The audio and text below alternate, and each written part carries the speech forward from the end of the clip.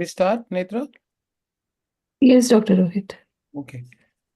So, a very good evening to my uh, co-host, Dr. Netra, and colleagues from All India Institute of Medical Sciences, as well as St. John's, Bangalore. We're kickstarting actually this part of our autoimmune subsection academic program in the form of interesting case discussions. Uh, and today there will be case discussions from two institutes, presenters, as well as the mentors, and then we will take questions from the audience as well. So, with this warm welcome on behalf of the autoimmune subsection and the Indian Academy of Neurology, I would request Netra to just brief out and then we take over from the first presenter. Thanks, Dr. Rohit. Welcome, everyone. Good evening. So, as Dr. Rohit mentioned, we finished with all the guest lectures and the keynote lectures. Now we'll be having the interesting case discussions. So, today it will be two case discussions from two institutes. So, the format is going to be first case is going to be discussed, presented by Dr. Prachi Mahapatra. She is a neuroimmunology fellow at AIIMS, New Delhi, after her DM neurology from AIIMS and MBBS from Varanasi. So she'll be presenting the case. After that, the discussant is going to be Dr. Ayush. Dr. Ayush Agarwal is a professor, Department of Neurology at AIIMS, New Delhi, and he has a lot of publications, as can be seen in this slide. So the format is going to be first, Dr. Prachi will present, and then if Dr. Ayush wants to take it forward with questions at that time only, it will be posed to the panel as well as the attendees. And after getting few of the inputs from the others, we will have the discussion from Dr. Ayush. The same format will be followed later from St. John's Hospital. First, Dr. Vyom, uh, I think he's a third year neurology resident from St. John's Medical College. He'll be presenting, and then Dr. Raghunandan will be discussing about the case. He's a professor and head from St. John's Medical College. So we'll start this. Over to you, Dr. Ayush and Dr. Prachi. Uh, Thank you so much, ma'am, for this opportunity. And without wasting any further time, I'd like to directly ask Dr. Prachi to start with the case. Good afternoon, respected members of the faculty and my dear colleagues. So I'll be sharing my screen now.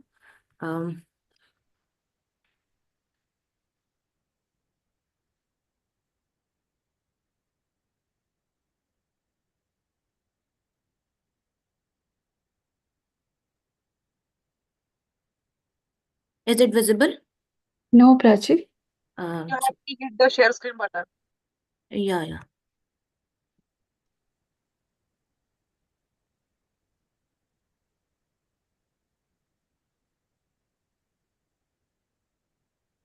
Is it visible now? Yes, yes. Slideshow. Good. So Yes. I'll be presenting an interesting case on behalf of AIIMS New Delhi. So coming to the patient clinical details, so she was a 17-year-old female resident of Patna, Bihar, and she presented with chief complaints of weakness of her bilateral lower limb with urinary retention. This episode was 3 months back, and she presented to us with abnormal movements of her right upper limb and lower limb since last 7 days. So coming to her history of present illness, so her weakness in bilateral lower limb. So this episode was 3 months back, and it started as a difficulty in getting up from squatting position, and it rapidly progressed to complete inability to move both her lower limbs with decreased sensation at a level midway between umbilicus to pelvis over the next 2 to 3 days. Along with this, she also had developed urinary retention with inability to pass urine, and she required catheterization. So this episode was preceded by a prodrome of fever and loose stools, which was 2 days prior to the onset. So she was actually admitted at an outside hospital, and she was evaluated and treated with pulse methylprednisolone for 5 days, followed by she had received 5 cycles of plasmapheresis, and she was induced with rituximab with a dose of 500 mg weekly for 4 doses. After which she had near complete recovery within 1 month, and she was able to walk without support, and she was doing all her ADLs independently.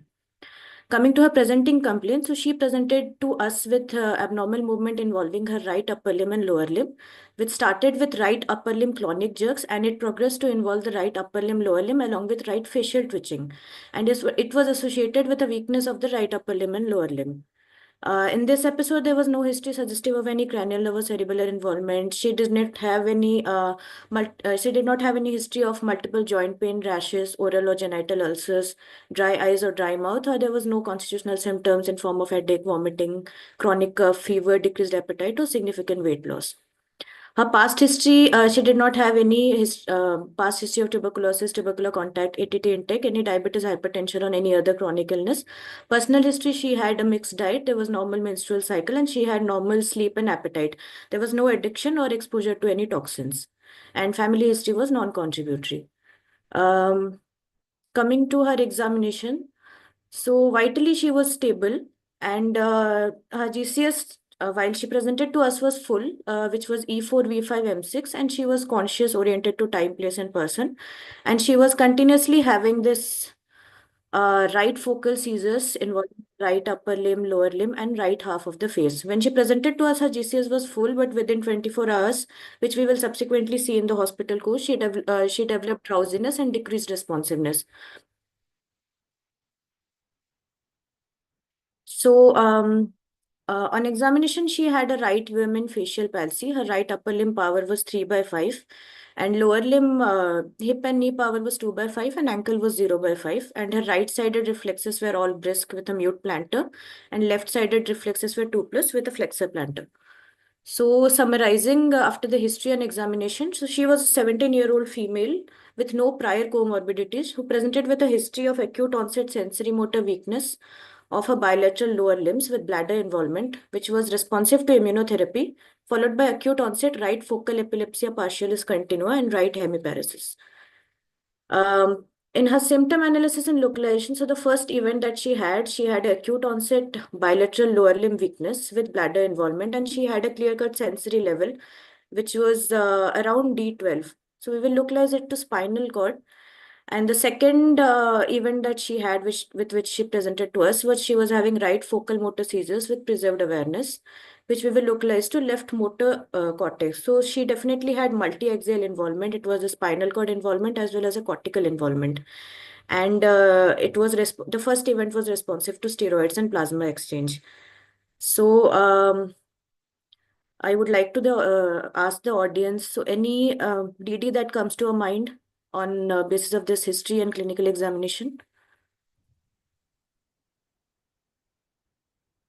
So, Prachi, I don't think there are any queries in the chat box as yet. And as you have clearly localized that it is multi-axial first to the cord and then to the brain, which is responsive to immunotherapy. So also considering that it's an autoimmune subsection webinar, we're Okay. heading that way. So now you can start telling people how did we go about evaluating this So, patient. so definitely it was responsive to steroid, and we had two distinct clinical events with a multi-axial involvement.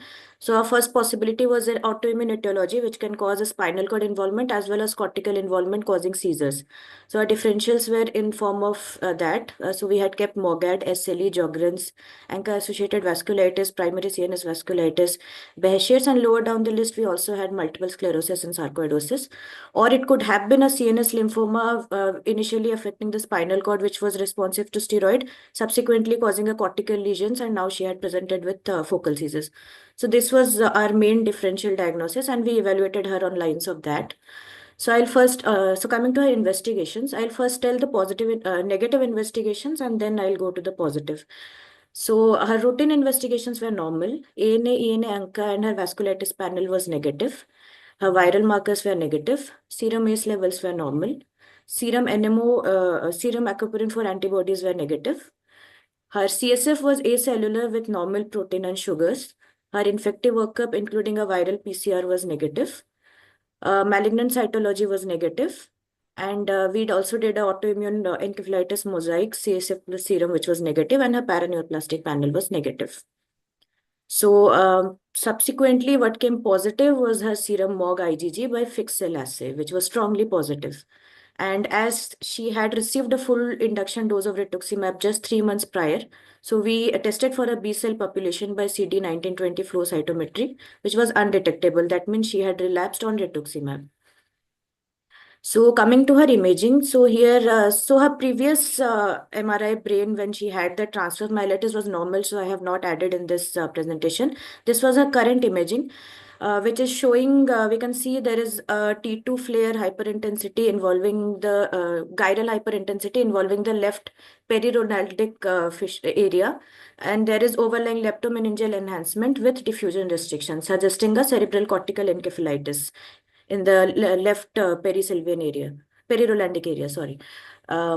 This is her imaging of the spinal cord. So A and C are the previous spinal cord imaging, and B and D are the current spinal cord imaging. So in the previous attack, we can see she is having a longitudinal extensive transfer myelitis involving the central gray matter, which is there are two levels. So one is extending from cervicomedullary junction to C7, and the second one is extending all the way from D3 to conus.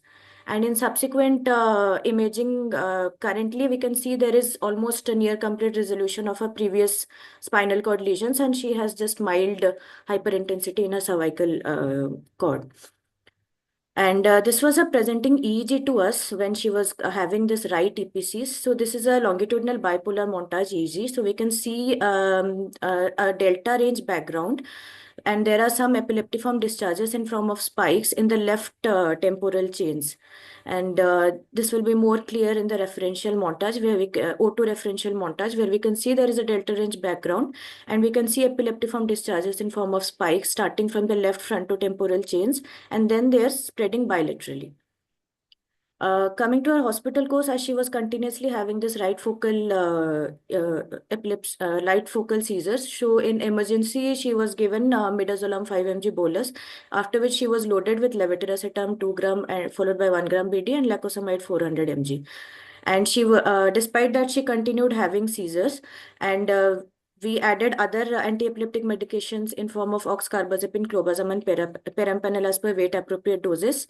Subsequently, along with that, since we had a strong autoimmune suspicion, we started her on pulse methylprednisolone 1 gram per day for 5 days, followed by IVIG 2 gram per kg over 5 days. During this course, even in emergency, after receiving benzodiazepine and adequate loading doses of anti-epileptics, she continued to have seizures, and she subsequently her sensorium dipped and she became drowsy and she developed severe tongue bites.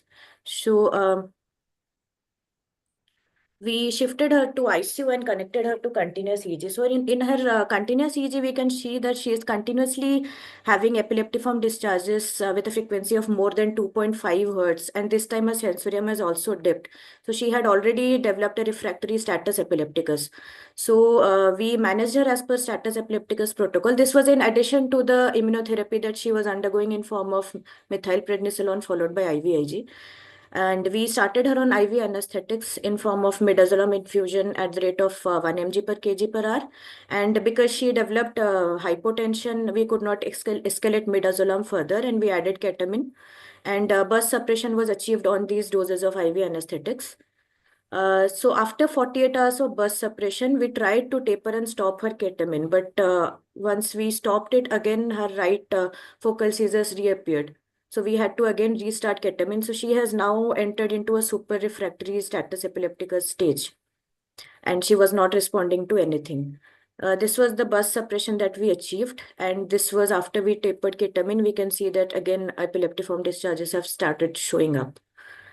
So subsequently, as she was not responding to anything and she was not hemodynamically stable enough to receive plasmapheresis, we gave her a second course of IVIG as rescue treatment 2 weeks after her first course, and we planned tocilizumab for her after IVIG was over and she was a bit stabilized.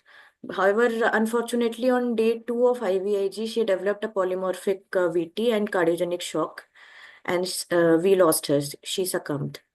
So in this case, this was the course of the patient that I have just described, starting with the febrile illness, paraparesis. Then she responded to plasma exchange rituximab, and then she presented us to right focal EPC, followed by a super refractory status epilepticus. So her final diagnosis was MOGAD with cerebral cortical encephalitis presenting with NORS. So I'll hand over to Dr. Ayush for further discussion on this interesting case. Thank you, Prachi. Just a small announcement, sorry, Ayush, that colleagues who have posted questions or who want to ask, we will bring them live also, take them in and they can ask the question. So, I think we've Ayush, got you two can please questions. continue. Yeah. So I think we've got two questions. The first question is whether, since it was incompletely responsive to rituximab, could this be a T cell predominant inflammatory response to MOGAD? I completely agree, and I'll be talking about that during my discussion, which I'll start just after the second question by Dr. Butch, who is asking if we can use cyclophosphamide after IVIG. Thank you for your question, sir. I think we could use it, but there is still no evidence because the Western literature is now talking about anti-IL-6 as the initial therapy rather than anti-CD20. But cyclophosphamide, based on the literature that we have from use in NMOSD and other autoimmune disorders in India, we definitely could try, but there is no literature on the efficacy of cyclophosphamide in MOGAD to the best of my knowledge. Netravati ma'am and Bhatia sir can add if I am wrong. Ayush, can we take the questions after you finish the discussion? I think Sure. we'll ask them to come live. Sure. Requesting all the attendees to come live and ask the questions so that there is more interaction. Yeah, so whosoever is the attendee, we will request Asmita digital team to get them in live and ask the question. So the discussion based on the salient points brought about by the case presented by Dr. Prachi. So when we had this case, we looked at literature, we did a systematic review, and we found that only 20 cases had been reported till date of patients with MOGAD who developed NORS. So this is our search strategy, and eventually there were 16 studies and there were 20 cases. And amongst these 20 cases, predominantly all cases were children. Only 6 out of these 20 cases were adults. And unlike our case, most all other patients survived, albeit with some morbidity. 3 patients out of these 20 developed drug refractory epilepsy. 1 continued to have relapses despite the best medical management that could be provided. 2 had some amount of cognitive impairment, and 1 had imaging suggestive of progressive atrophy without any clinical sequelae. Around 50% of these patients became relapse-free early and continue to be so. However, the follow-up period of these studies was only 5 to 6 months. And as we have seen in our case, and we know from literature published on MOGAD and NORS, they can continue to relapse after being relatively stable for many years. So we really don't know whether they were actually disease-free or not. Then coming to the question of cortical encephalitis. So cortical encephalitis can cause epilepsy, can cause status epilepticus. So that is the predominant cause in our patient as well. And why does that happen is that severe inflammation of the gyrus can predispose to aberrant electrical activity leading to seizures as well as status. So 70% of the patients who have seizures due to MOGAD and have cortical encephalitis become seizure free after 2 weeks. But however, the remaining 30% people do not achieve seizure freedom for 3 years. There's a great disparity. So we really don't know why this 30% do not improve, whereas the other 70% do. And as I've spoken, few people develop drug refractory epilepsies. And a subset of MOGAD patients require anti-seizure medications apart from the immunotherapy because there is a change in the substrate that happens because of the persistent inflammation. They can develop gliosis, thereby becoming epileptogenic per se. So it's not like we can only give them an immunomodulator and expect that they'll continue to be seizure free. So such patients will require ASMs as well. The next discussion point was on the disparity of recovery. So 30% are not improving for 3 years, some are dying, and 70% are fine in 2 weeks. What is the exact reason? We don't know. Studies in MOGAD have not been done. But if we were to look at the data that has been published from autoimmune encephalitis, there are predictors that have been recognized. Like if somebody has a severe presentation at onset, if the patient is not diagnosed early and continues to be having seizures for a prolonged period of time before treatment is given, if there is a delay in initiating immunotherapy, as well as if there is a presence of interictal discharges in the patient despite treatment. So that is what could explain disparity in recovery in MOGAD as well. As we saw that our patient had a severe presentation where the patient was in epilepsia partialis continua and quickly progressed to a status epilepticus. There was no hippocampal atrophy, and there was immunotherapy was given promptly, but the patient did not improve. So everything that holds true for autoimmune encephalitis might not hold true for MOGAD.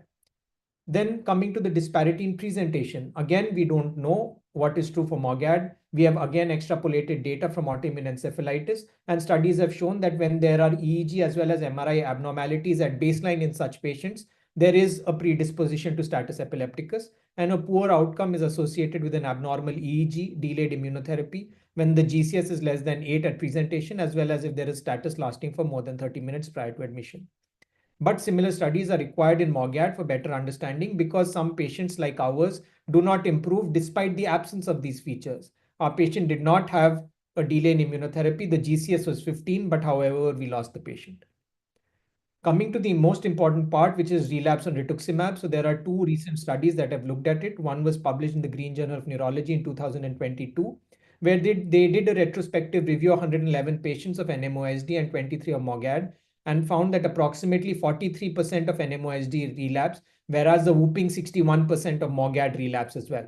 And the hazard ratio for rituximab failure in MOGAD is approximately 2.8. So there are glaring signs that rituximab might not be the way forward in MOGAD.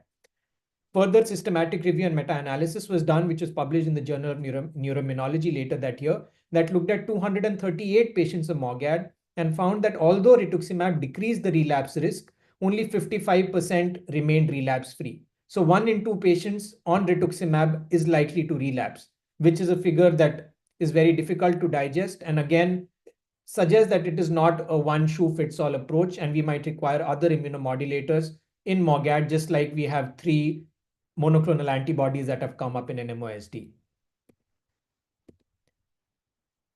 Furthermore, as was pointed out by an attendee, that the patient will relapse on anti-B therapy, which brought into people's minds that is there a T cell immunity part that is playing in rituximab. And although it's not been proven in human models, animal models on rats have proven that if you transfuse MOG antibodies to induce demyelination in the absence of B cells, these MOG antibodies trigger an expansion of MOG specific T cells or myelin basic protein reactive T cells, which thereby cause demyelination even in the absence of B cells.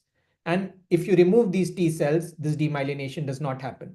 So definitely there is a T cell immunity that is playing a role, which has still not been taken into account in MOGAD. Also, just like NMOSD, we also have long-lived plasma cells that are CD19 positive, which will continue to be produced and thereby can lead to autoimmunity. So maybe there is a cause for using inebilizumab, which is an anti-CD19 antibody in MOGAD as well, just like it has been FDA approved in NMOSD. Finally, coming to the treatment, a recent study showed that IVIG was nearly as efficacious as MPS in treating the acute attack of MOGAD. However, some studies found that it was not the case. It did not work in our patients, so we have taken that with a pinch of salt. And people have now proposed that maybe anti-IL-6 therapies like tocilizumab have promising outcomes and maybe the way forward, especially when there are fulminant presentations. A recent study by Ringstein et al. Found that when tocilizumab was given in 17 patients of MOGAD who were resistant to rituximab, nearly 4/5 of them were relapse-free for the next 2 years. So that is promising and the way forward. But the only problem that I see there is rituximab. Once you give 2 shots, you're done for 6 months. So it is more affordable, whereas tocilizumab costing around 40 to 50,000 per month may be an issue for our patients. However, there are no large-scale studies. There are international randomized controlled trials that are ongoing. We hope that they show up good data. We published our case in the Journal of Neuroimmunology in January this year. And finally, thank you to all my teachers and colleagues who I work with, and none of the work that we do would be possible without them. Thank you. Thank you, Dr. Ayush. Dr. Rohit, you want to take it? So thank you, Prachi. Ayush, I think there are many questions that emerge when we discuss a case, a few uncertainties, and as you probably rightly discussed, across the spectrum of the likely issues in such a scenario, one is the how common it would be for a cortical encephalitis to present and then present also with the seizures. Then, of course, best management strategies in such a situation. And third is, of course, the concern as to why the patient did relapse after starting rituximab, and you've discussed about the uncertainties in long-term management of MOGAD, especially when it comes to biologicals. I think there has been a bit of a noise about rituximab efficacy and compared to the NMOSD efficacy, where we know it's pretty much good, but we do see that there are potential relapses of MOGAD on rituximab therapy. Of course, there is a mixed literature, but definitely we need class one randomized trials to prove the efficacy of one particular method of treatment versus the other, and also the potential benefit of IVIG that has been seen emerging from the pediatric group, and also we also have observed in our adult populations, especially who've been refractory to treatment with usual oral immunosuppressants, rituximab, and so on, and moving to tocilizumab in few patients now. So with that, I think we can have the questions. Quickly take up the few questions from the audience. So there is one question which I think we could discuss is from Pranjali Batra. Pranjali, are you live to join and ask this question? Are we taking Pranjali in the panel? And then there is another question by another attendee regarding the IL-2, IL-6 levels in the serum. So I'll start with the question about Plex versus IVIG. So Ayush, would you like to take that? I think it all would depend on the situation is and how we would prefer to do one over the other. Sure, sir. Plex versus IVIG, I don't think Plex can be preferred over IVIG. It depends on where the patient is, what are the cost issues there, because there is no study that has shown that Plex is better than IVIG. Our patient, when she had developed an episode of cord involvement, was treated with plasma exchange elsewhere and the patient improved. However, that was not something that we could do because when she presented to us, she was in status epilepticus and she was in hemodynamically unstable on midazolam as well as ketamine. So we were not comfortable putting a line and doing a plasma exchange there, but it is something that can definitely be considered if the clinical scenario is okay, and that is the patient's choice. But in the absence of that, it totally depends upon the decision based on the patient attendance as well as the treating physician team. Okay, any comments from Dr. Raghu and Dr. Netra? One thing is there are no systematic studies between plasmapheresis and IVIG. So what we have done is we have taken the usage of plasmapheresis from our knowledge in aquaporin NMO spectrum disorder. So MOG, we know that it definitely improves with steroids. So when they don't improve is the time we give plasma. So plasma and IVIG are one of the armamentariums. They don't replace each of them.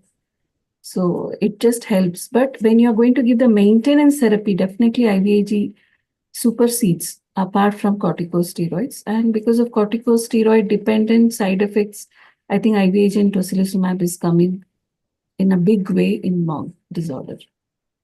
Yeah, so, same thing with us, sir. We have some patients of MOG who are recurrent on steroids, requiring high dose, failed rituximab. So recently we have switched them over to the pulses of IVIG, not giving like 2 grams and all, even 60 grams, 30 grams a month. They are found to be beneficial. So we have two patients. Another thing is Dr. Thomas is looking at this, starting this tofacitinib, Janus inhibitors. So because T cell mediated, so that can work. With that, we have to have a really look whether that will be helpful in these patients, because we have many patients of MOG who are not responding to rituximab. Oh, there's another question about one is generally about seizure disorder management. I mean, sorry, status management and concerns about using various, level two, level three agents, especially anesthetic agents. So there has been a question about the risk of ketamine and arrhythmias, which could potentially be happening with medication. So maybe some comments on that, and in what situations one would be aggressive to treat focal seizures versus seizures that are more ominously generalized. Ayush, would you like to? Yes, sir, definitely. So I want to touch upon that. And as Prachi rightly said, when the seizures were focal and she was literally having like an EPC like presentation to us, that is not when we went aggressively in managing that and trying to give her IV anesthetics to try to make it go away.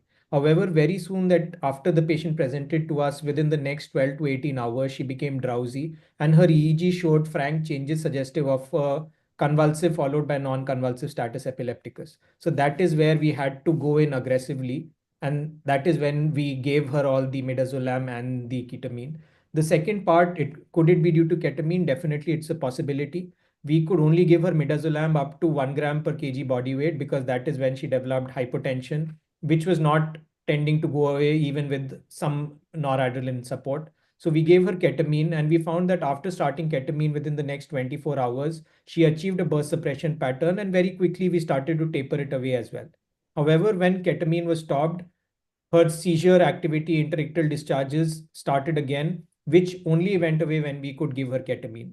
So it was a catch-22 situation for us because when we did not give her ketamine, she was having persistent electrical discharges and her sensorium was not good. But the side effects of ketamine were well known.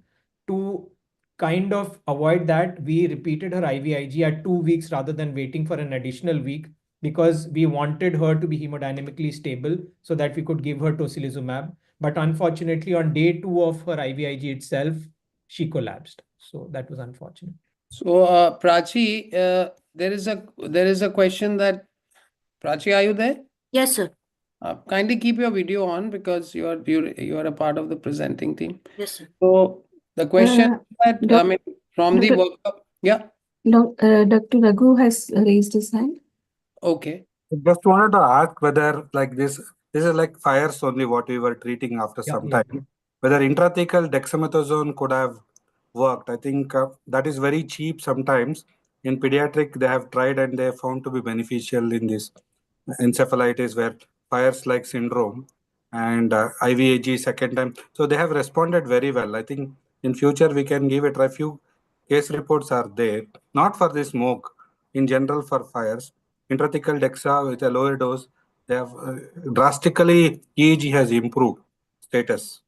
That we can have a look in future. That is very interesting, sir. I'll definitely read about it and try it in the next patient that we see who present similarly. And In fires in children, they have tried. We recently wanted to do in one patient, but we couldn't do.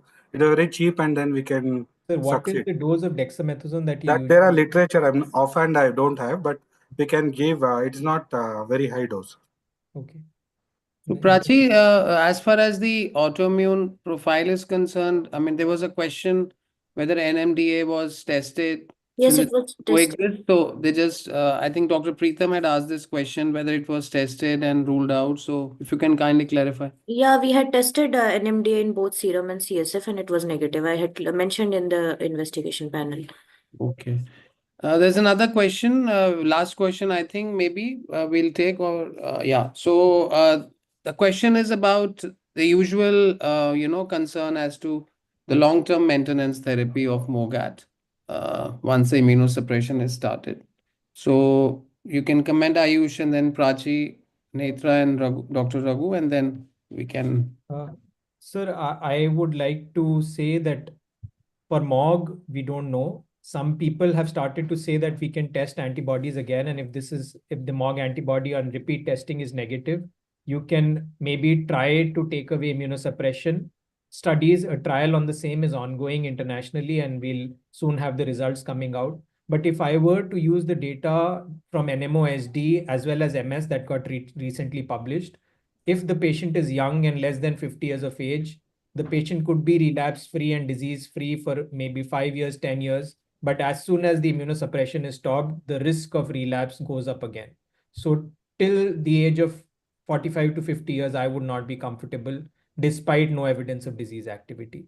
Rohit sir, Raghunandan sir, and Netravati ma'am can give their opinion on the same. Prachi, you would like to comment on this about Yeah, long-term Prachi, to be suppression? So long term, whatever data that I have reviewed, that IVIG is better because rituximab is not better, as we have seen that more than 50% of patients relapse. So if at all we have, as sir rightly said, that we can do this mock titers and we can then decide our immuno long term therapy on basis of that. However, if the mock titers are persisting, then the preferred treatment in MOGAD patients is to give a monthly dose of IVIG. However, that puts a lot of financial constraint in our context.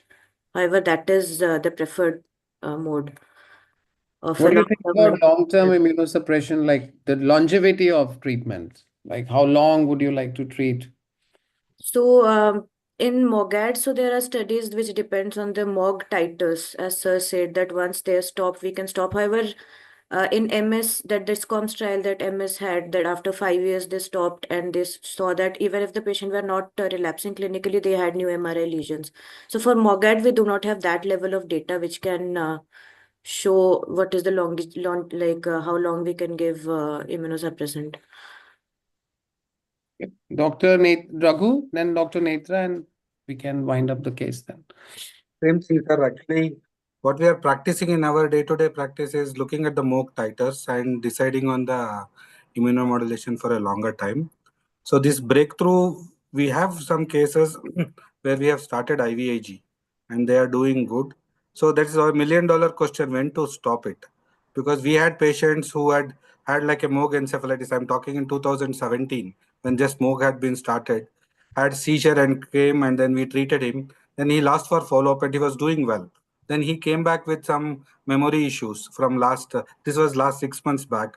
And then his MOG was positive. So he came with like a limbic encephalitis. So we don't know like immune disease or when it will flare up. So it is better tell the patients to be on monitoring and then we'll have to take a call on that. So we should have a suspicious at least 2-3 years we may have to treat. If MOG is negative, then we can withdraw and then keep them under surveillance.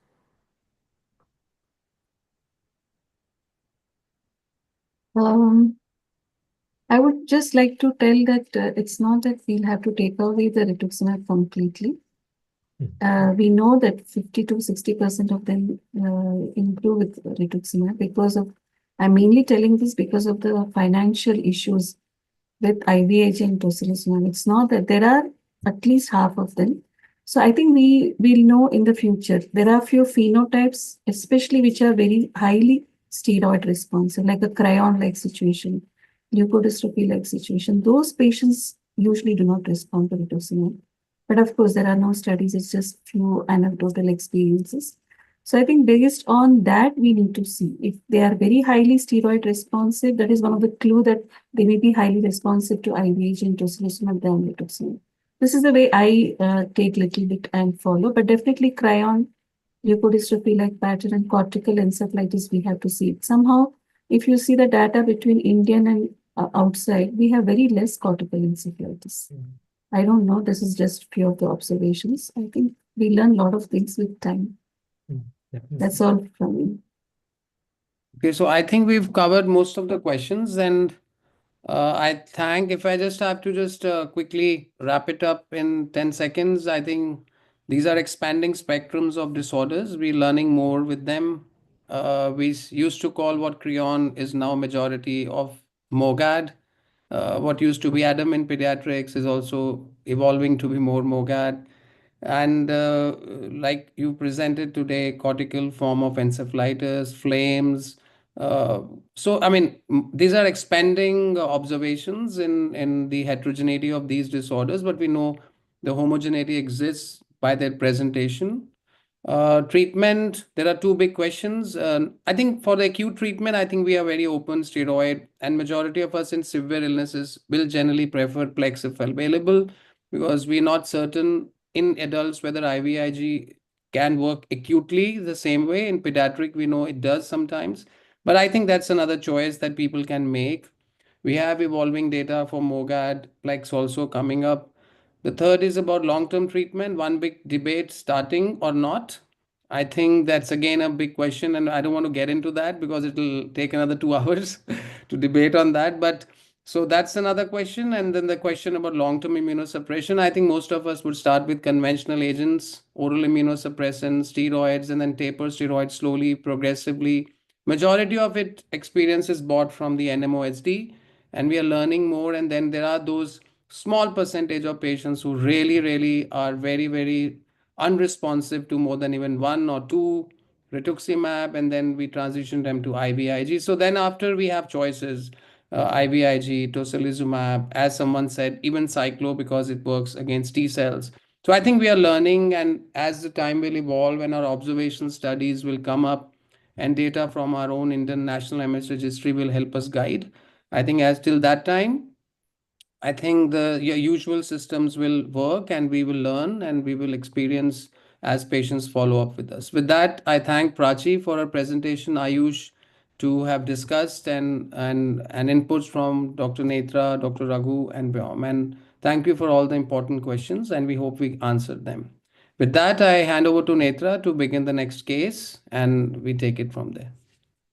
Yeah, thanks, Dr. Rohit. Thanks to the AIMS team for giving a brilliant first talk. I think it brought about a very nice thing. So most of the time, MOG we discuss based on the common phenotypes. So this was one of the few phenotypes which is rarely discussed, and it's a nice thing to be discussed. So going ahead, before we start, just want to ask Asmita from the digital team, are we able to unmute the attendees for discussion because we couldn't do that in the previous session?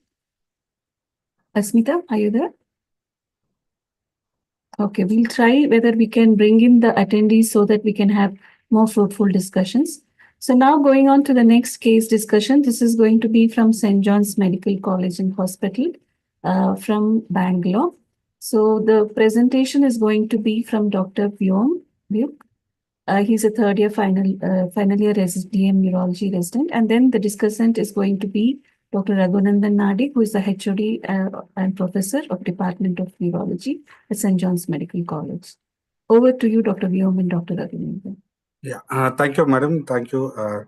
Thanks, IN Autoimmune Forum for giving us this opportunity, and warm regards from St. John's of Medical College. So what we will be discussing a case here where we have come across various decision making and management issues. And what we will do is in between we'll stop and we can ask the opinion what we could do next. So that, and finally we will wrap up with a few of the important points. So I'll ask Dr. Vyom to start his presentation. Good evening, everyone. Today I'll be presenting a case of rapidly progressive paraparesis. My name is Dr. Vyom. I'm from St. John's Medical College.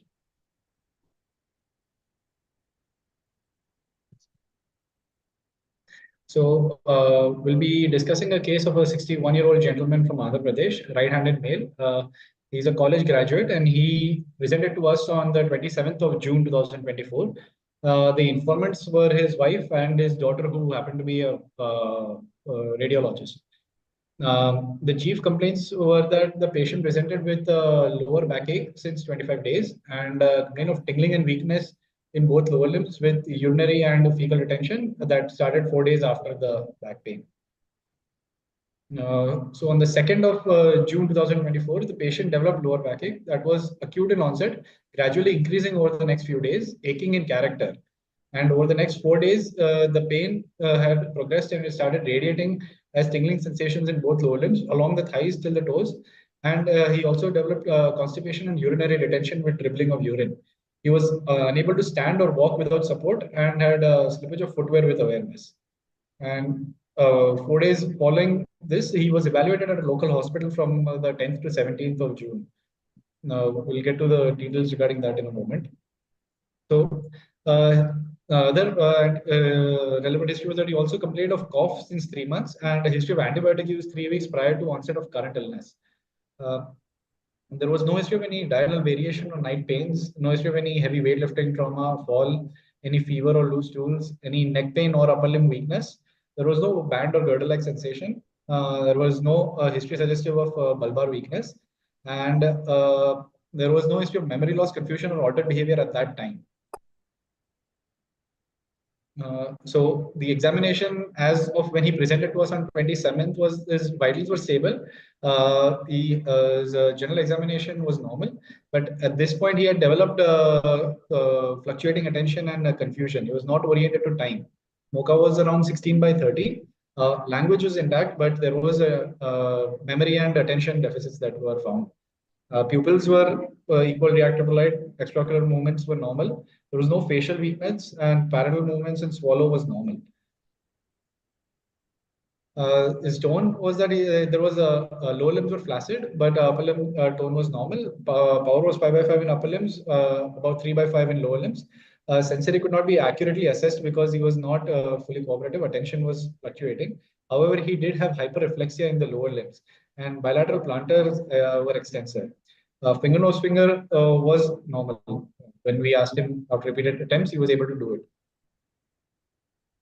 So at this point, I just like to ask if what impressions, if anyone has. Okay, clinically, clinically, we were dealing predominantly, I felt, with myelopathy, with the upper limb, with upper motor neuron type presentation, upper motor neuron weakness in the lower limbs, and bowel bladder involvement. We were not able to ascertain a sensory level to localize it, but considering that upper limbs were normal, it could be dorsal or lumbosacral involvement that we had suspected. Also, he had started developing some signs of encephalopathy. There was confusion, there was altered, there was fluctuating attention. So this was the history that that followed when he was admitted to his local hospital. So following admission, he was given 3 liters of saline within 10 hours, possibly because they were maybe suspecting dehydration, and he developed volume overload and breathing difficulty due to that. And 2 days later, he was electively intubated to facilitate neuroimaging because he was not cooperative otherwise. And following completion of scan, he developed hypotension, and bedside echo showed global LV hypokinesia. He required a brief duration of inotropic support. He was managed conservatively, extubated a few days later, and a repeat echo done at the time of discharge from the local hospital showed normal LV function. So this was the imaging that they had done at the local hospital. We were not able to get all of the images, but ADC and flare we had received. It showed that there was a hyperintensity in flare in the left, in the right temporal region, but there was no corresponding ADC restriction or diffusion, ADC reversal or diffusion restriction noted. As we went to higher cuts, there was flare hyperintensities in the deep white matter, again without any corresponding changes in ADC or diffusion. And there were mild deep watershed territory hyperintensities in the flare. Considering his age, that point, that was labeled to be chronic microangiopathic changes. However, the spine MRI showed that there was a conus myelitis, and that was contrast. There was contrast enhancing. There was myelitis extending from the conus to about L1 segment, and the contrast showed an uptake with a peripheral rim of enhancement noted. So this was just the summary of the reports. There was subcortical flare hyperintensities in the left temporal lobe and deep white matter hyperintensities. The spine showed T2 hyperintensity in the conus with contrast enhancement, and they had done a CT chest and abdomen as a screening that only showed mild pulmonary edema and hepatosplenomegaly. With further evaluation. Okay, wait, okay. So yeah. At this, what we can think, so an elderly person who had come with this, so how to go about is the next question. So as a routine thing, this was just before coming to our hospital.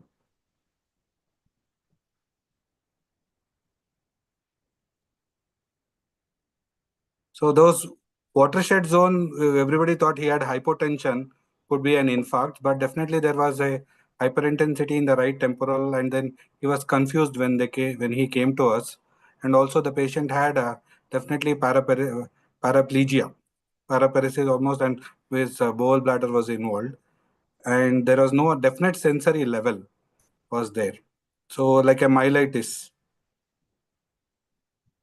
Our initial impression was predominantly a myelopathy with evolving encephalopathy on top. Yeah. Yes, So encephalomyelopathy was the clinical diagnosis, encephalomyelitis. Yeah, next proceed. These are the investigations which were done before coming to us. I think Ayush wants to come. Yes, Ayush, you wanted to. Sir, I just wanted to ask that the patient also had severe backache at presentation, which was quite Yes. disabling and the first symptom. So should we consider, especially when the MRI spine is also showing some contrast enhancement, should we consider it as a possible myeloradiculopathy because of the severe back pain, or should we still only go ahead? So that's what. So radiculopathy was thought of, but it was more like an enhancement in the spinal cord, and reflexes were little brisk in the lower limb, which was telling us radicals was not involved. And it is like a vague pain he had in the back, and it was like a funicular type of pain. It was not in the radicular distribution. So he definitely didn't have light pains or severe pain or spasms like that. So that was little considering was not radicular as of more like the funicular it was looking like. Thank you, sir. The evaluation. Dr. Raghunandan, one of the attendee has asked a question whether there could be a possibility of a dural AV malformations. Yeah, that was what. So it was not evident on the available images. We don't see any what you call Flow voids flow voids are not seen, and that not much edema was there. If you could see here, we are not seeing any flow voids in this one. So that is one of the possibilities. But patient usually presents not like an acute like this. So, but it is always a possibility that AV malformation has to be ruled out. But looking at the image, in the contrast, we get that that there is a missing disc, like a peace sign, that which is not there, which is classical in what we see in dural AV fistulas. So one thing which I noticed was that watershed infarcts, we can't put just as a microangiopathy, especially on a background where there is a history that there was so much of IV fluids being given. Yes, that yes. could be because of that. And the temporal, what you showed, there were cortical changes which were there. So that will come. Yeah, that's true. That is what was the one temporal changes were there, which was not diffusion. We don't have any contrast images of the brain at that time. Yes. Yeah.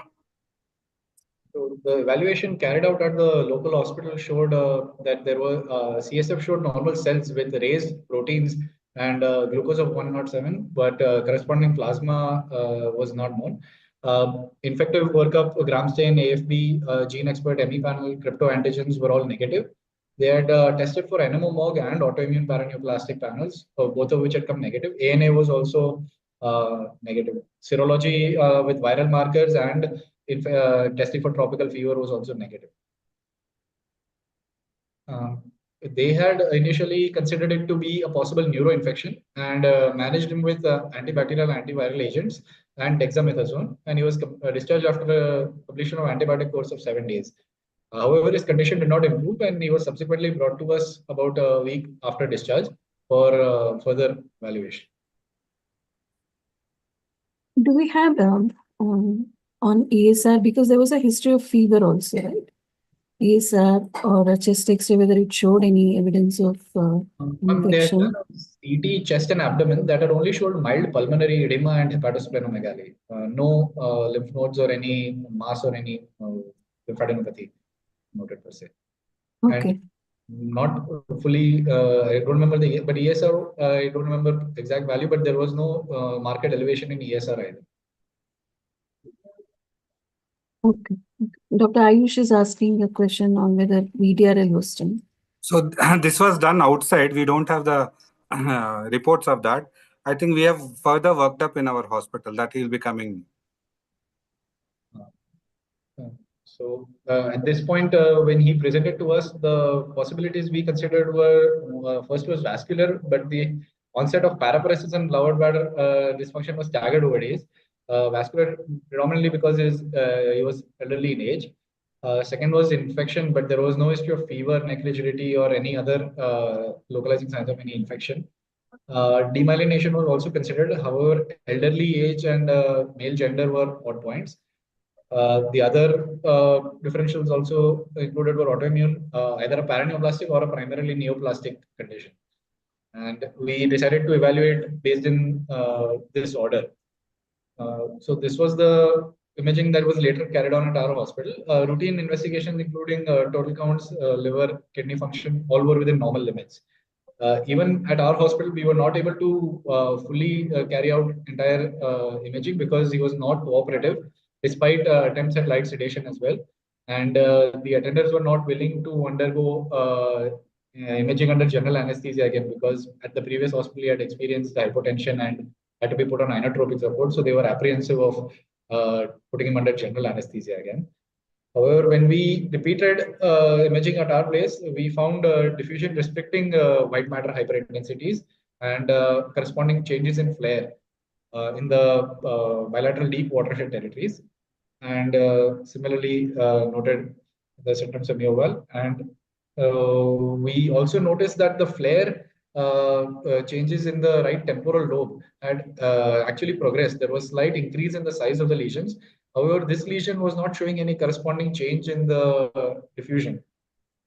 And at this point, our impressions, any impressions at this point? That gradient also was not showing any bleed, microbleeds, especially one. Apart from that, we not seeing any microbleeds. So What we had about enhancement? now contrast. He was not cooperative, so it could not be done. He was moving. This was what we could get best images. So which was showing the same thing, but little like a watershed zone infarcts, like a diffusion restriction and the right temporal. And he was little becoming more delirious, disoriented. With the sensorium was progressively worsening. Next. We don't have anything from the attendees. This was just a comparison of the previous and current images, the old one done at the outside hospital and our new diffusion. The old one did not show any ADC restriction. However, our DWI images showed watershed infarcts with ADC restriction. And this was the old and new right temporal lesion. As we can see that there is a increase in the extent and the size of the right temporal lesion with mild extension to corresponding gyri as well. And new occipital lesion also has come. Right occipital lesion has come on the right side, which was not evident on the previous images. Continue. So our impression at this point was that the new diffusion restrictions in MRI were possible sequelae of hypotensive episodes that we experienced at the previous hospital. And the increase in size of the flare hyperintensity was a possible progression of an underlying demyelinating lesion or another or a lesion of another region. But the temporal lesion was more of cortical to tell it is a demyelinating, right? It was more of a cortical and subcortical, this which is there in the right temporal. Yes, ma'am. So, yeah, that is true. There were some white matter changes even in the occipital. Yeah, gray matter was also involved. So, like a vasculitis, that these are the DDs, like an inflammatory disorder which is worsening with patient had some illnesses of cough, fever, and he had taken antibiotics, and subsequently this had started. So, even though it is not a demyelination or some inflammatory pathology was thought of, and then since CSF was not suggestive of any obvious infection, myelitis, like all the biofire, everything was negative. PCR, so thought of increasing the hiking up the immunomodulation. So before you go just further, one of the attendees have asked a question on the EEG and whether the MRI showed any changes in the insula. EEG was not done for this patient. He was not very cooperative. Also, at this point, in view of worsening sensorium, we had we had opted for more biochemical and to rule out other causes and to start with immunosuppression. He didn't have, that's true. We have to rule out non-convulsive status since there is a temporal. So it was not clinically evident at that time. It was more suggestive of a seizure. So I think EEG was not done at that particular time. Okay. So we had repeated CSF analysis at our hospital. There was mild increase in the number of cells. Glucose values had fallen down. It was 64 on a background serum of around 120. Proteins were still elevated, and we this time instead of going for, because as infective work had already been done on the CSF, we went to we opted for a cytospin for malignant cells as he was elderly in age. However, that also came negative. we repeated a serum NMO-MOG in view of high suspicion. That was also negative. We also thought of ruling out other possible causes of demyelination, such as neurofascin antibodies. However, that was also negative. We did go for a serum neurofilament assay that showed a very significant, almost 400 times normal limit elevation in serum neurofilament. Which, this At this time, any comments? If I may, sir, what was the corresponding blood sugar at the time when the CSF was done? So it was 107 when it was done at the outside. We don't know the corresponding. No. The blood when it was sugar. done outside. Over here, when it was 64, the corresponding blood sugar was around 130. It was slightly on the lower. It was below 0.4. Right. Ratio. What was the rationale behind doing the neurofilament levels? Just of curiosity, I'm asking, because so just to see this demyelination, yeah. So not out of curiosity, some of the myelitis, we of late had some few elderly where this NF 140 or 186 came elevated. So they also presented in a similar way, and they responded well to the immunomodulation treatment like rituximab and even steroids and these things. Where NMO MOG and all had come negative, all the infective workup had come negative. So it's not like we can prove it, but we are finding in these disorders, like in certain CIDP and myelitis, we have found this to be elevated. So that is one of the just to see any of these neurophysin related demyelination is. We had flaccid myelitis, but with the flaccidity and extensor plantar and wrist reflexes. So do we have any, because even the backache and radicular, I think even Dr. Ayush brought about, any conductions was done? He was not very cooperative for the same. Conductions were not done. Okay. And what about the oligoclonal bands, CSF oligoclonal? That's what we discussed. Oligoclonal bands were also not done. So that's what because we are clinically, we are not suspecting MS in this patient, but oligoclonal bands were also not done.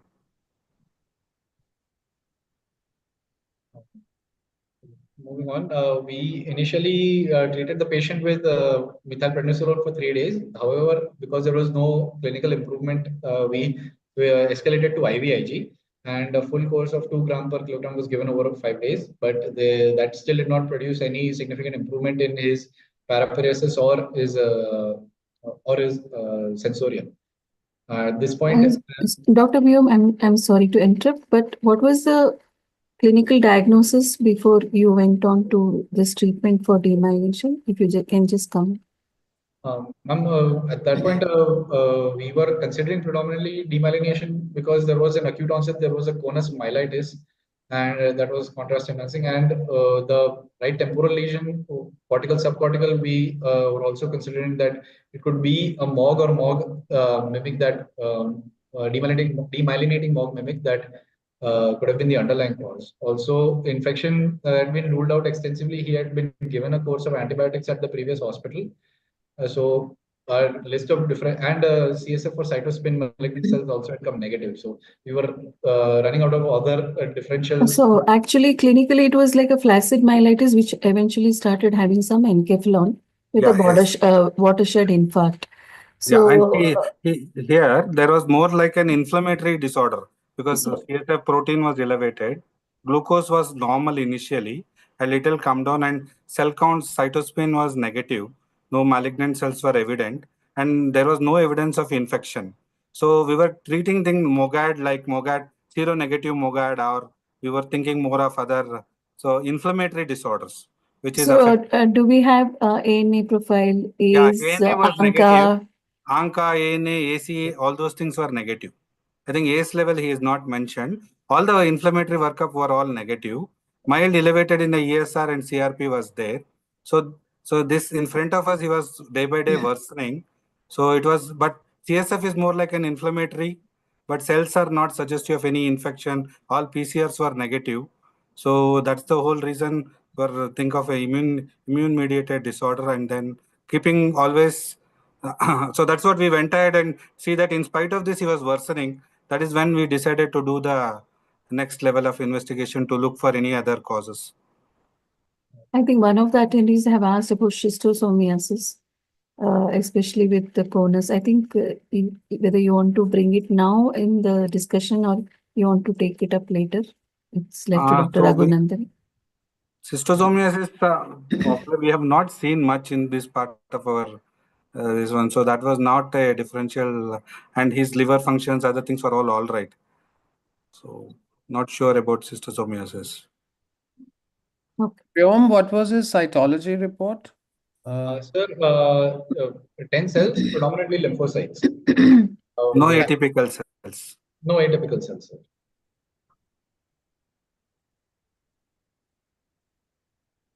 Okay. And so, as there was here at this time, we were thinking, is it a seronegative MOGAD like the illness? Because it was rapidly worsening, short duration, and progressing. Just out of concern, because CNS lymphomatosis is always a problem, especially when it is LMN, UMN, cranial, atypical, corresponder. Yeah, that's rapidly what we'll be coming to that, sir. Now. Okay. We went ahead with the PET scan because there was still a diagnostic dilemma to see if there were any other lesions in the body that we were missing out. The left temporal lesion that we had initially found was shown to have increased hypermetabolism on PET. And he was also noted to have a focus of increased uptake in the segment 8 of liver. However, when we correlated with the USG, there was absolutely no change in the signal intensity in the liver at all. So it was difficult to localize that exact spot for biopsy. And we were unable to biopsy that exact spot. And there was also increased uptake seen in both adrenals. But the family, after being explained the pros and cons of biopsy from the adrenals, was unwilling with the same because they were apprehensive that his condition is cardiovascular status might deteriorate after adrenal biopsy. And following this, the patient and their attenders also wanted to continue treatment. So what was the PET? What was the observation? Whatever you said, what was the interpretation of these PET findings? Ma'am, we after the PET findings, we our focus shifted more towards it's suspected to be a more neoplastic etiology. So suspected multi-level, so more like clinically is it a lymphoma, intravascular lymphoma, B-cell, NHL, that was the clinical looking after the PET, especially the adrenal lesions are very well picked up in this, it usually gets involved in lymphoma when we do the PET. Recently also we had cases where adrenal, we could do a biopsy from the adrenal and prove that it is a lymphoma. So here, and many times in lymphoma, we may not see any uptake in the brain. But here, surprisingly, one of the temporal lesions was also showing an uptake. Did you get so here, our whole thing shifted more towards a neoplastic as he was not responding, and then we had these lesions to be seen. And then more is as the family, there was a doctor, so many people were involved. So then they wanted to say they will go back to their native and continue treatment. One more thing, Vyom, did you get a chance to get his anything to do with his vitreous since you were contemplating a possibility of lymphoma? No, sir. Ophthalmological evaluation was not done, sir. Okay. Okay. And there was no history of dog bite or anything, right? No, sir. Okay. So as the patient's condition continued to worsen, they opted for care at a local they went back to their native and continued care at their local center. And the family attenders were in touch with us electronically. They said that within 10 days, his condition worsened. He started developing irrelevant speech, reduced responsiveness, had to be intubated. And this was a repeat MRI done at a local center.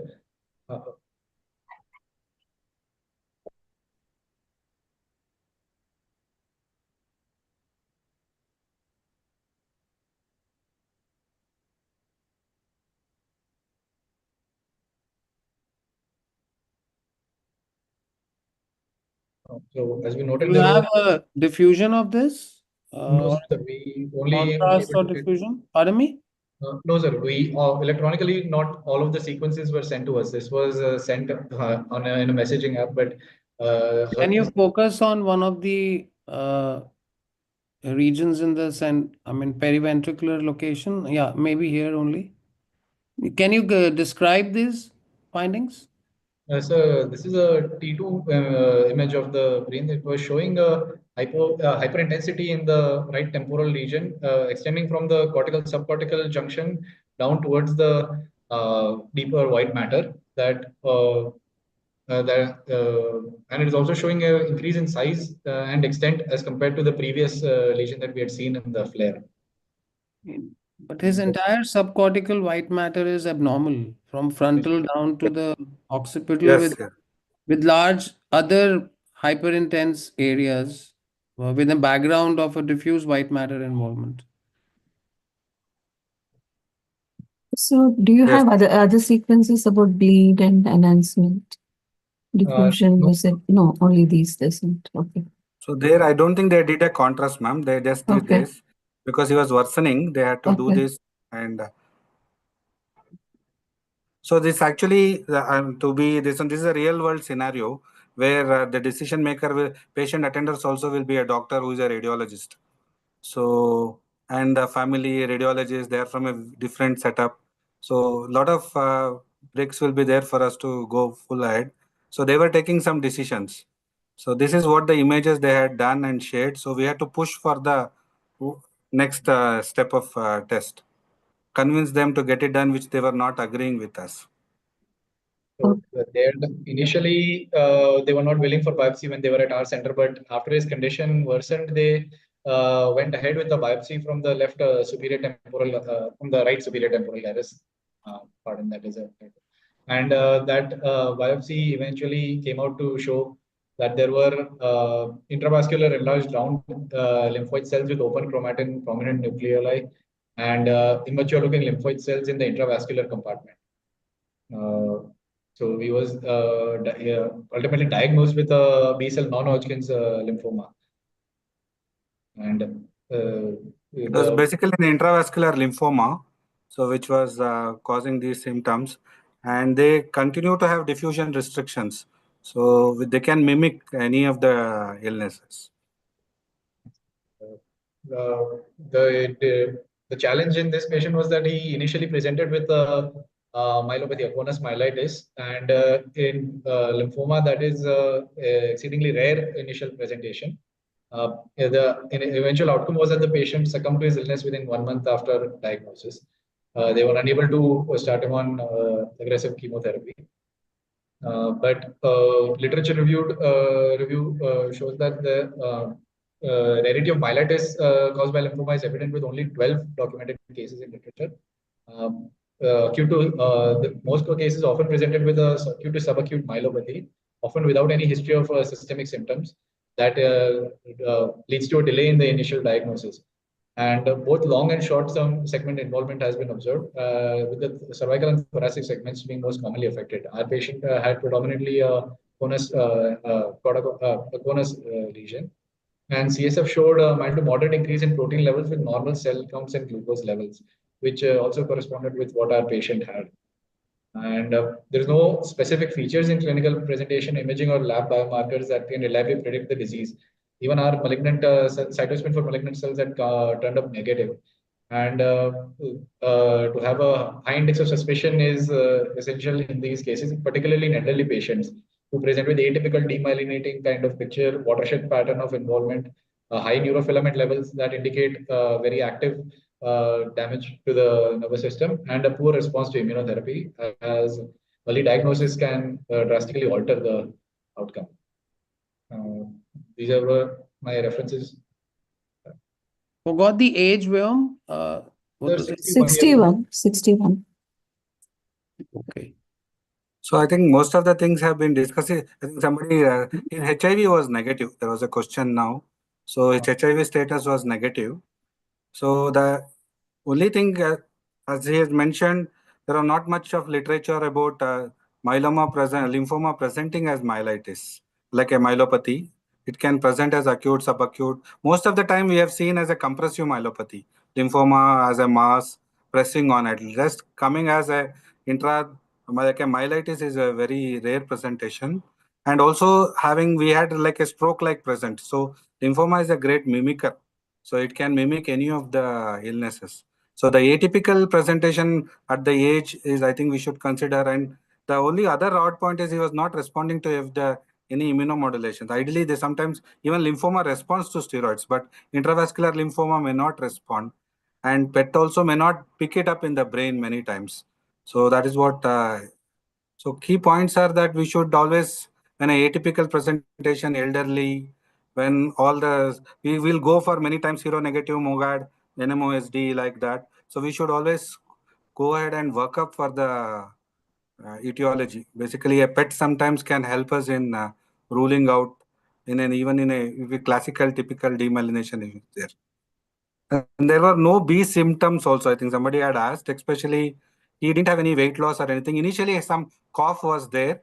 He had received antibiotics. That's otherwise he didn't have much B symptoms, fever, weight loss or anything preceding the onset of the illness. So, good case. I think it's a learning case for everyone to keep the possibility of lymphoma always open. That's my take on a So point that other thing is what we have not told is doing an LDH. So which ideally in any of this LDH will be usually elevated.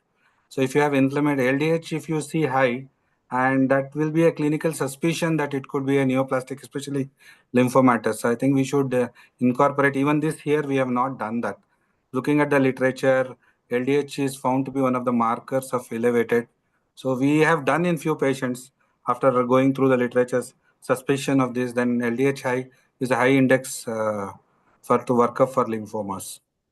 That is another point which you can do.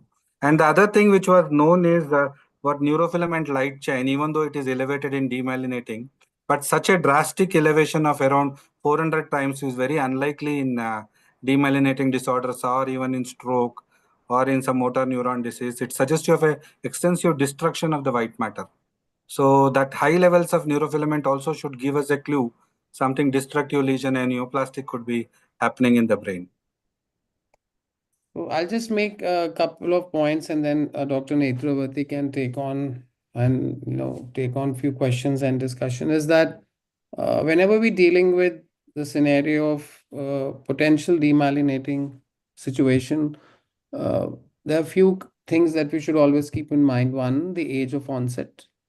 We know that as the age advances, the likelihood of the diseases being more heterogeneous with wider differentials will increase. And we know it in practice that as the age advances, we get more concerned whether this is a usual demyelination that is looking through or peeking through the imaging, or it is just a mimic of demyelination.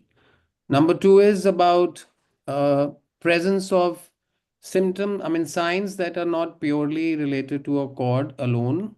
Especially, I think you had element features or some mixed features that can happen with a necrotizing myelitis where anterior horn cells are destroyed. But in neurolymphomatosis, especially, that's a small learning point that they will pick up the roots and infiltrate across the roots. And this is not like a usual lymphoma. This is basically neurolymphomatosis, which will pick up cords, CSF, roots, and others. And so, aggressive look for lymphoma should always merit a differential in such scenarios. And we have now seen, although as Sir had said rightly, that it's a very rare situation, but CNS lymphomas now with cord root involvement are generally picked up, of course, through more aggressive approach, like you had already suggested, the family for a biopsy. And I mean, we've also had this experience with few patients where we were really juggling with the possibility, and we knew that there is something sinister. So till biopsy is done, we can't prove it. The number three is that sometimes lymphomas, especially just the usual primary B cell CNS lymphomas, can have some features which are picked up through vitreous, and a vitreous biopsy can help in some of these patients. And where technically the biopsy from a location becomes difficult. And fourth is that I think it's important, as has been rightly pointed out, that a wider evaluation is started early on, especially when we are thinking that there is something atypical, so that the disease can be picked up on time. But yes, neurolympomatosis or lymphoma of CNS is a difficult thing sometimes to prove because of its way it invades the system, and you may not find anything, like in your case also, and cytologies, I think, I don't know what your experience is. In majority of our experiences, that the CN malignant cytologies are never positive. I mean, they're hardly positive, and biopsies reveal a frank lymphoma. So that is another learning point, that we should not stop just because the cytos, and then cytopathologies need maybe 1, 2, or 3 CSF, and then that it becomes another practical point, how many times you want to do a CSF at a 61 years gentleman. So I think these are few of the points, and I think a good learning case, very well worked up, and I think that really sensitizes everyone to consider these differentials in atypical cases. Netra, you please can take over and then give your comments and Dr. Rohit, before I take over, you talked about the vitreous. So that is going to be irrespective of whether there is an eye involvement, you said? Yeah, so there could be a silent eye involvement, silent infiltration into the vitreous. And generally, we at our institute do get a vitreous examination done because there were some old reports that vitreous can show lymphoma, and then that may be a site of a biopsy as well. Okay, Uh, and one of them have also asked about the skin, especially in the yeah, one of the intravascular. yeah, So one does of it the happen like that? yeah, Yeah. one see recently we had a discussion. So blind skin biopsies is also highly sensitive, nearly to 70% to pick up the intravascular lymphomas. So doing a skin biopsy, if the patient is not willing for any of the brain or anything, is definitely helpful in looking at intravascular lymphomas.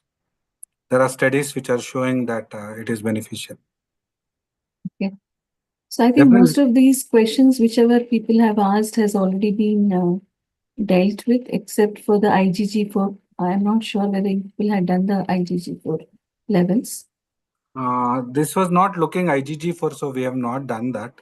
It Okay. was not like a pachymeningeal based lesion, or it was. Okay. But sarcoid workup was done. He's Okay. not put it up, it was done. We don't have any more questions.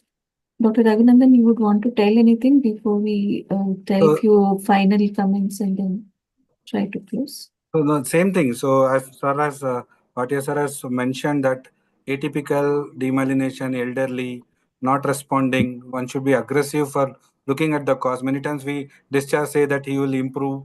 So always to proceed. And tissue biopsy is the gold standard for diagnosing any of the illness. So one should push towards a tissue diagnosis and high index of suspicion for neoplastic disorders. And in our country, definitely we have to rule out infection.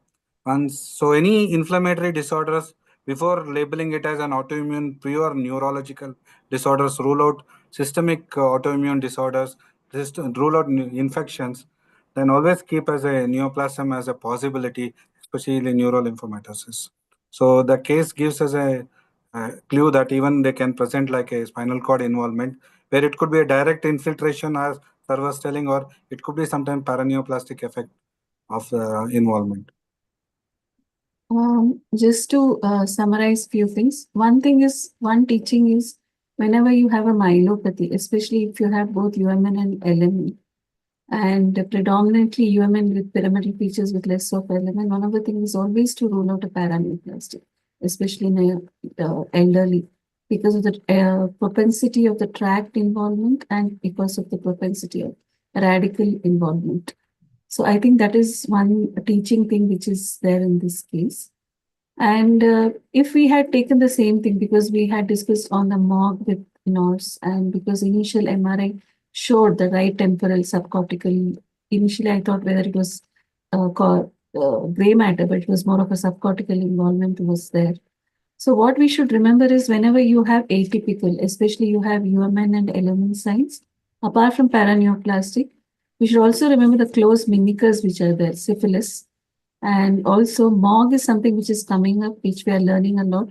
where you can have a flaccid myelitis, and you can also have the cerebral cortical involvement. So these are the three things which will come in the differentials, especially for myelin with cortical involvement. And I think it was a very good teaching, 4 points which Dr. Rohit gave very well. Even I learned about the vitreous. I was aware of the LDH and skin in some cases, and adrenals also. I think it was discussed in Bangalore, one of the Bangalore last month in the meet, I think, about the adrenal involvement. But vitreous was definitely a teaching point for me also. Thanks, Dr. Rohit. So we had many patients of intravascular lymphoma previously, but all of them we at least diagnosed based on the biopsy, brain biopsy. But now, sometimes, especially when patients and the relatives do not wish for the brain biopsy, we can still go ahead with all these before we go ahead for the brain biopsy. And finally, more important is never give up. I think it is very nice that you people followed it up, got us what was done, and eventually gave us the diagnosis. I think because that is also important. Many times, many patients go away, as you said, Dr. Raghunandan, about the real world scenario, they go off. But you people followed it up and came to know about the diagnosis and gave a very good teaching point in this webinar. Thanks a lot to Dr. Vyom and Dr. Raghunandan and Dr. Rohit for bringing out beautifully the points which we need to remember in case of a lymphoma. Yeah, I would like to also thank primarily Dr. Thomas Matthew, who was treating physician, and we have the Preetham also, an immunology fellow, is there. So they were also involved, and in this case, workup. So I'm basically a discussant. I was there, but it was more of a discussant. So this is what we thought of. Thanks once again for the forums to give this opportunity to present. Thank you. Thank you very much. Thanks to the AIMS team and the St. John's team for starting this case discussion. This was the first case discussions we have started in this IN autoimmune, and it has started with a bang. Thanks to both the teams for giving us very good teaching points. From the AIMS, we learned about different phenotypes of MOG and how we need to bring about the different therapeutic paradigm, how the shift has happened. Initially, only steroids and immunosuppressants, and now why we need to shift towards IL-6. I think that was very beautifully brought about by the AIMS team, Dr. Ayush, Dr. Prachi, and Dr. Rohit. And finally, about depending on the age and depending on the atypical, think beyond the usual and try to see what it could be. Thanks to the St. John's team. I thank all of them, all the panelists, all the discussant, and the presenters. Thanks, Dr. Rohit, for bringing out the summary very well in both the cases. Thank the attendees who have come, and I think we will try to next time open up so that the discussion can be there than just having it in the chat box. We will try to bring that next time. Thanks to the digital team, Asmita. Thanks to IAM for giving us this opportunity to discuss this in this forum. So we'll be starting, we've started with the case discussions. We'll also be having debate discussions, which will be going forth. Finally, Dr. Rohit, you would want to end anything? No, thank you so much, everyone. And I think there were great cases, well worked up and well presented. A lot of learning. Thank you very much. Thank you, sir. Thank you, everyone. Bye. Yeah, thank you. Bye. Good Bye. night.